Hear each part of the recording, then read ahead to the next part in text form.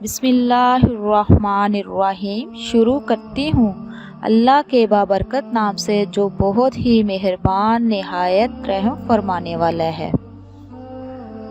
सब तरह की तारीफ़ें अल्लाह ही के लिए है जो रब है तमाम मखलूक़ात का, बहुत मेहरबान निहायत रहम फरमाने वाला है।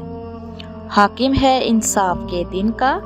ए अल्लाह, हम तेरी ही इबादत करते हैं और तुझसे ही मदद मांगते हैं। ए अल्लाह, हमें सीधा रास्ता दिखा, उन लोगों का रास्ता जिन पर तूने अपना इनाम किया, ना कि उन लोगों का रास्ता जिन पर तेरा गज़ब हुआ। अस्सलामु अलैकुम व रहमतुल्लाहि व बरकातुहू। Welcome to my channel. आपके अपने चैनल पे मैं आपको खुश आमदीद कहती हूँ। तो मेरे अज़ीज़ बहन भाइयों, क्या हाल है आपके? मैं उम्मीद करती हूँ कि आप सब लोग अल्लाह के फजल के साथ ठीक होंगे इंशाअल्लाह। आज एक और नई वीडियो के साथ मैं आप लोगों की खिदमत में हाज़िर हुई हूँ। आज मैं आपको बताऊंगी कुर्बानी के गोश्त खाने के फ़ायदे।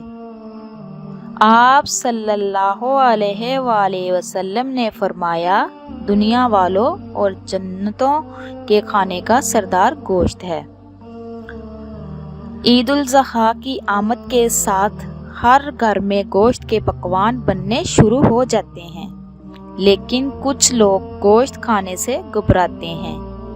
इन्हें लगता है कि सुरख गोश्त सेहत के लिए नुकसानदेह है, जबकि माहिरीन ग़िज़ाइयत ने गोश्त को बतौर ग़िज़ा दवा मुफीद करार दिया है। ये जिस्म में खून और गोश्त बढ़ाता है, बादीपन दूर करता है और ताकत बख्शता है, बदन को मोटा और जिस्म में चर्बी पैदा करता है। हज़रत अली से मरवी है, आप सल्लल्लाहु अलैहि वसल्लम ने फरमाया कि गोश्त खाओ, इसीलिए कि ये बदन के रंग को निखारता है, पेट बढ़ने नहीं देता, इखलाक व आदत बेहतर करता है। गाय का गोश्त खाने के फ़ायदे, जिसको बीफ कहते हैं, बड़ा गोश्त भी आम लफ्ज़ों में कहा जाता है। ये गोश्त जो होता है ये हज़म थोड़ा लेट होता है। ये मेहनती और जफाकश लोगों के लिए मुनासिब गोश्त है। इसमें बहुत ताकत होती है। ये ज़ख्मों को बहुत जल्दी भर देता है। तो प्यारे नाज़रीन, बकरी का गोश्त खाने के फ़ायदे, इसका मिजाज गर्म तर होता है, ये ताकत बख्शता है, खून पैदा करता है, कमज़ोरी में इसकी यखनी मुफीद है। माहिरीन तिब की तहकीक के मुताबिक बकरी या बकरे के जिस अज़ू का गोश्त खाया जाए, इंसान के इसी अज़ू को ताकत हासिल होती है। तो मेरे प्यारे नाज़रीन, ऊँट का गोश्त खाने के फ़ायदे। ऊँट के गोश्त जो है वो लज़ीज़ तरीन, पाकीज़ा और मकवी है। शहरों के लोग बहुत कम पसंद करते हैं, मगर देहातों और सहराई इलाकों में इसका कसरत से इस्तेमाल होता है। ये गोश्त देर से हज़म होता है। गोश्त ज़रूर खाएं, मगर एहतियात के साथ। गोश्त के कसरत इस्तेमाल से ना सिर्फ मसूड़ों में खराबी पैदा होती है, बल्कि पेट के मसले मसाइल भी शुरू हो जाते हैं। ज़्यादा गोश्त का इस्तेमाल करने से मोशन वगैरह भी लग जाते हैं। तो मेरे प्यारे नाज़रीन, छोटे गोश्त की तसीर गर्म होती है और बड़े गोश्त की तसीर बादी, सर्द, खुश्क होती है। बकरे का गोश्त ग़िज़ाइयों से भरपूर होता है और उम्दा खून पैदा करने वाला है। गर्म मिजाज व लोग अफराद के लिए बुखार के साथ साथ मुख्तलिफ अमराज के लिए मुफीद है। तो प्यारे नाज़रीन, हड्डी के करीब वाला गोश्त में रबूबत और ग़िज़ाइयत ज़्यादा होती है। गर्मियों में इसका इस्तेमाल बेहतर है। ऊँट का गोश्त जायके में नमकीन और ज़्यादातर से हज़म होने वाला होता है। ये बनाई को तेज़ करता है। यरकान, पेशाब की जलन, बवासीर वगैरह के लिए नफ़ा बख्श है। ऊँट का गोश्त खाने से पेट के कीड़े मर जाते हैं।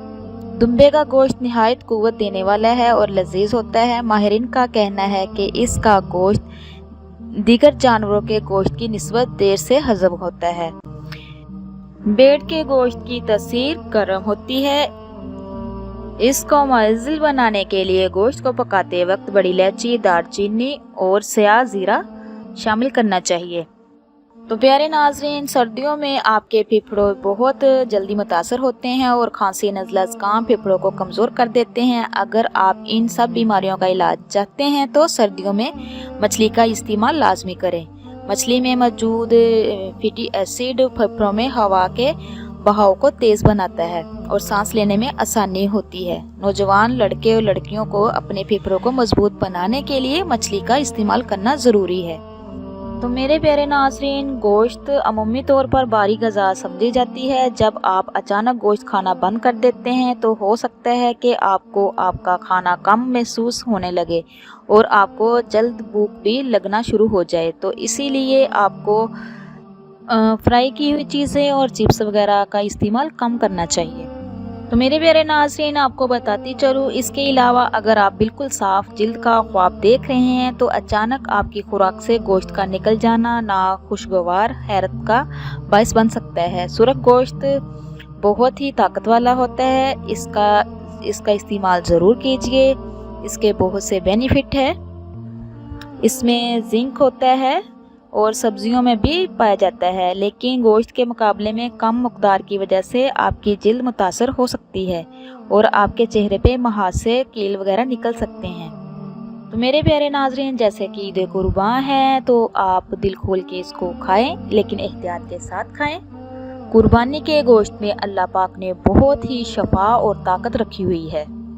تو پیارے ناظرین، ایک بات آپ کو بتاتی چلوں، گوشت چھوڑنے سے آپ کو باقاعدگی سے زنک ملنے کی مقدار میں کمی ہو جاتی ہے۔ زنک میں کمی آپ کے بالوں کے گرنے کا باعث بن سکتی ہے اور پیٹ میں درد اور بد ہضمی کا سامنا بھی کرنا پڑ سکتا ہے، تو اسی لیے گوشت لازمی کھائیں۔ تو میرے پیارے ناظرین، آپ کو یہ بھی بتاتی چلوں کہ عید قربان ہے، جب بھی آپ عید پہ گوشت بنائیں تو اس میں سفید زیرہ اور دال چینی کا زیادہ استعمال کیجیے، وہ اس لیے کہ اس کے کھانے سے آپ کو کوئی مسئلہ مسائل نہیں بنے گا، نہ ہی پیٹ خراب ہوگا، نہ ہی بد ہضمی ہوگی۔ تو میرے پیارے ناظرین، یہ تھی آج کی ویڈیو جو میں نے آپ کے ساتھ شیئر کی ہے۔ تو پیارے ناظرین، میں امید کرتی ہوں کہ آپ کو میری ویڈیو اچھی لگے گی۔ اچھی لگے تو پلیز اس کو زیادہ سے زیادہ شیئر کیجیے گا۔ تو اسی کے ساتھ میں اجازت چاہوں گی، انشاءاللہ نیکسٹ ٹائم ایک اور نئی ویڈیو کے ساتھ آپ لوگوں کی خدمت میں حاضر ہوں گی۔ اللہ پاک سے دعا ہے اللہ پاک خیر و عافیت رکھے اور اللہ پاک سب کو عید الاضحیٰ کی خوشیاں دیکھنے نصیب فرمائے، خود بھی عید منائے اور دوسروں کا بھی خیال رکھیے گا۔